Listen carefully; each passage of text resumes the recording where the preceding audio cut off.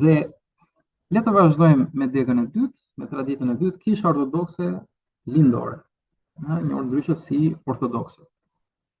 Ortodoksët janë në fakt bashkësia me më pak besimtar nga këto tre bashkësi që do shohim.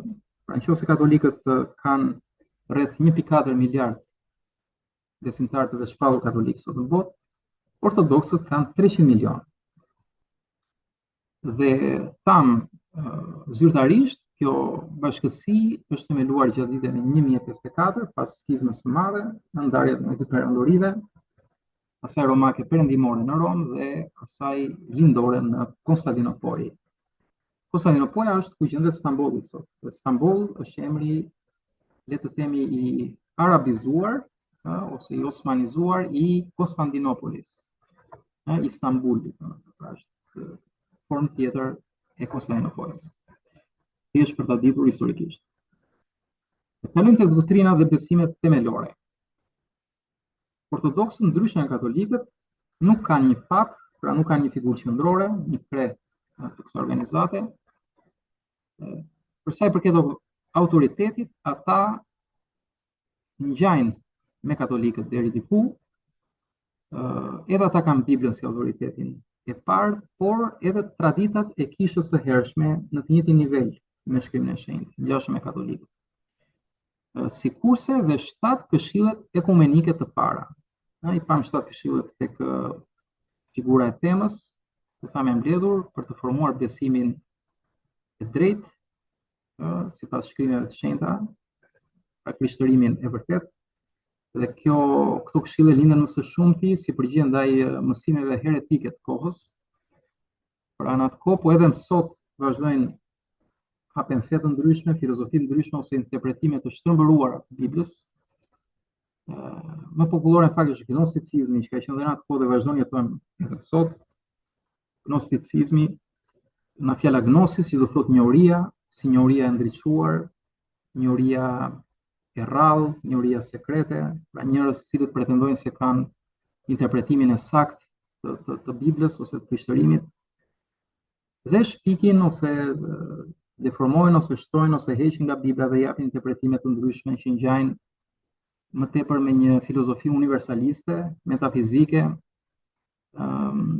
Gjithsesi nuk do ndalemi këtu, por do të themi që për këtë arsye ndodhen edhe këto 7 këshille. Dhe ortodoksët pikërisht i vlerësojnë këto 7 këshille, traditën e kishës së hershme, traditat e hershme të kishës dhe Biblën, shkrimin e shenjtë në të njëjtin nivel.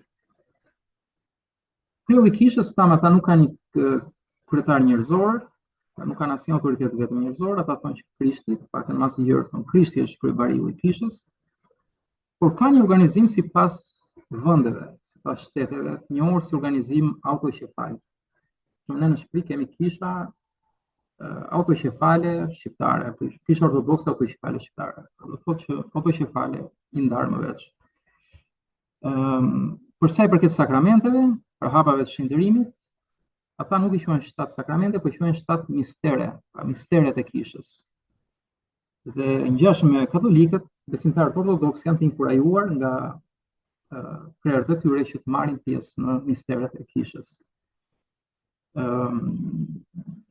Për sa i përket eukaristisë, që për ortodoksët është kungata, ose kungata e shenjtë, kungimi, ose darka e Zotit, marrja e bukës së verës, ata ngjashëm me katolikët pranojnë që ndodh një ndryshim në bukën dhe verën, një ndryshim shpirtëror, një ndryshim binatyror. Por ata nuk i quajnë transsubstancim, pra ndryshim substancash. Pra nuk e interpretojnë që trupi dhe gjaku i Krishtit bëhet vërtet, merr formë të vërtetë në bukën dhe verën, por edhe këtë i quajnë në mas të gjerë si mister i Perëndisë. Pra ndodh një ndryshim misterioz sipas tyre gjatë kohës së kungatës. Pra nuk e shpjegojnë si ndodh, por thjesht e pranojnë që ndodh. Përsa i përket shenjtorëve dhe Maria, gjithashtu tek ortodoksët Maria është gjithashtu e lartësuar, pra po thuaj si nëna e kishës ose nëna e krishterëve. Por në mas të gjerë, të paktën më sa më jam unë ndjeni dhe këtu kërkoj ndjesë nëse bëjnë një gabim, ndaj ju lutem të më shkruani. pra mirëpritjen kritikat, gjithmonë nga vli Zotit. Pra në mas i gjerë, me ai sa jam unë në ndjeni, këtu po vëmë dorën në zjarr, është që ortodoksët nuk pranojnë që Maria është pa mëkatin origjinal. Pra mësojnë për shenjtërinë e saj dhe virgjërinë e saj të përhershme, por jo pa mëkatin origjinal, pra mëkatin sërieshor të trashëguar që nga Adami dhe Eva. Për sa i përket strukturës së organizimit të kishës, pra zyra qendrore, le të themi, ose selia qendrore e kësaj bashkësie, pra ortodokse, është Patriarkana Ekumenike Konstantinopolës.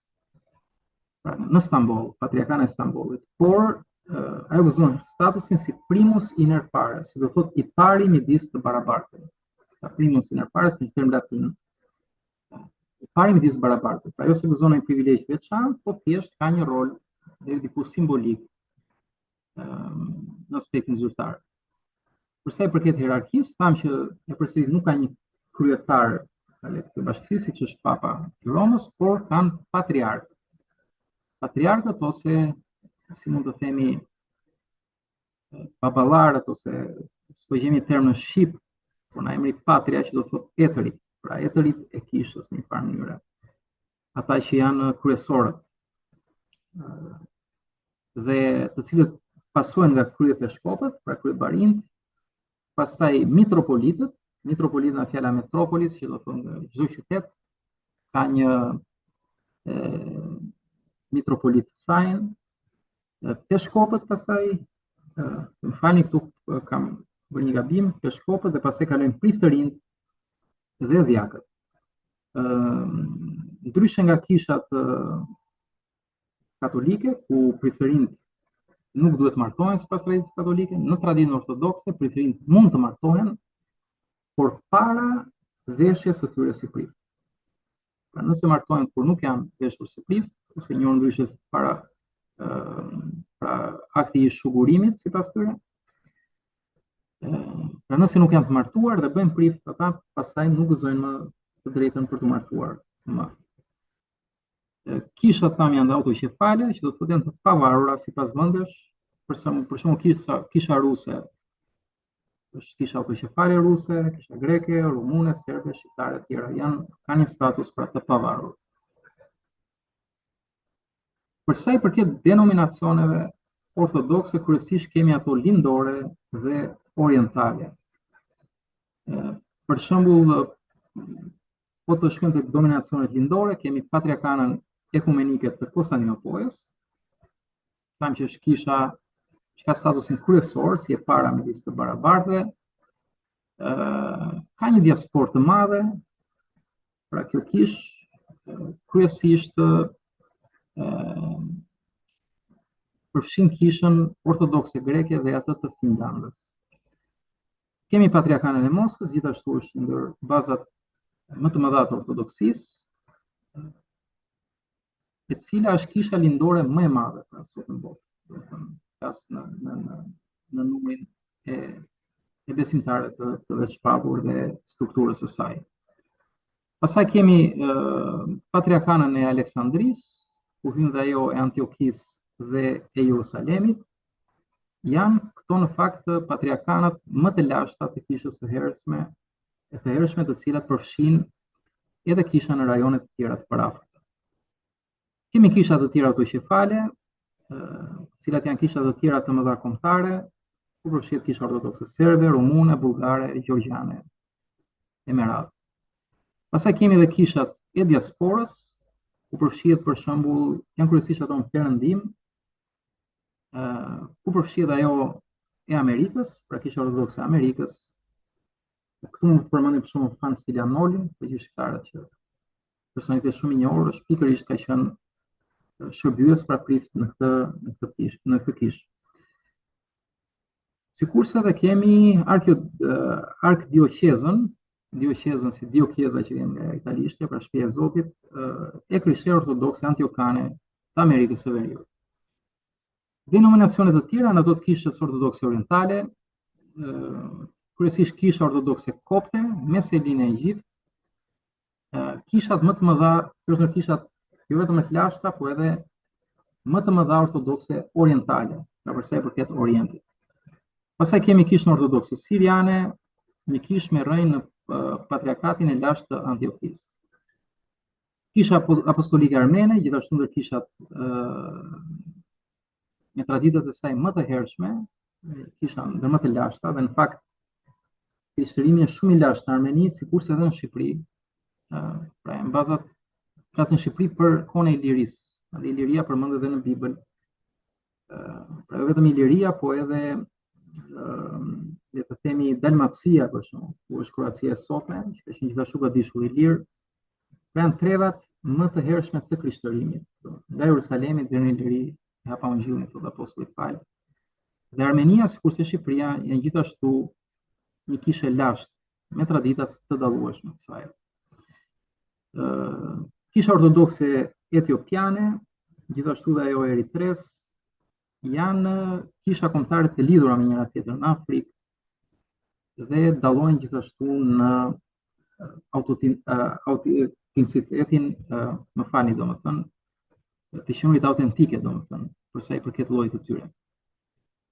Kemi dhe kishën ortodokse siriane, njohur si Malankara, e cila ka seli në Indi.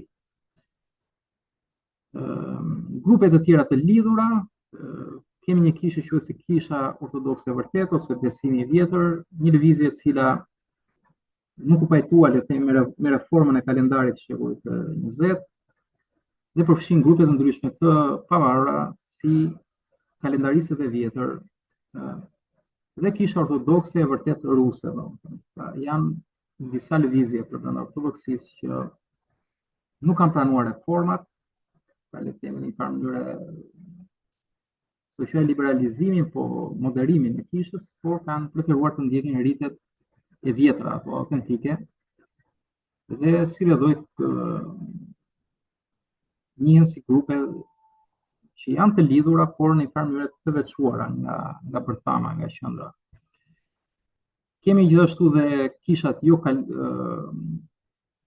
kalcedonase, dhe është një emër që përdoret ndonjëherë në kishat ortodokse orientale për shkak të ngjarjeve të ndryshme historike të njohura si Këshilli Kalcedonis. Pra kjo për sa i përket edhe kishës ortodokse, sërish për sa i përket denominacioneve nuk do vim thellë, sikurse bën me katolikët, sepse ka dhe gëzime të tjera, të cilat nuk kemi kohën që trajtojmë që të gjitha, por ndash Zotin në video të tjera mund të shohim më tepër.